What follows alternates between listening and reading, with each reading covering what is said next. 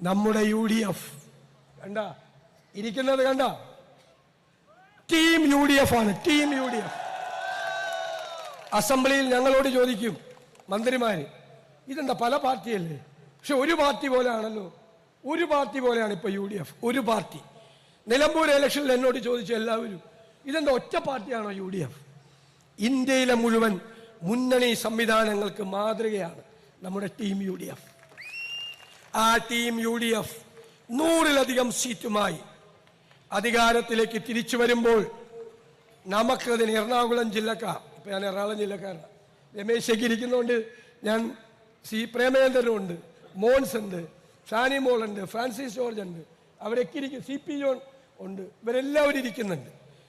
ഞാനൊരു കാര്യം പറയാം, 100-ലധികം സീറ്റുമായി UDF അധികാരത്തിലേക്ക് തിരിച്ചു വരുമ്പോൾ ഞാൻ നിങ്ങൾക്ക് എല്ലാവർക്കും വേണ്ടി ഒരു വാക്ക് കൊടുത്തിട്ടുണ്ട്.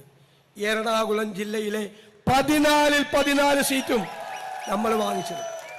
അതിൻ്റെ ചുമതല നിങ്ങളെ ഏൽപ്പിച്ചുകൊണ്ട് ഈ സ്വീകരണത്തിന് നന്ദി പറഞ്ഞുകൊണ്ട് വാക്കുകൾ നിർത്തുന്നു. നമസ്കാരം.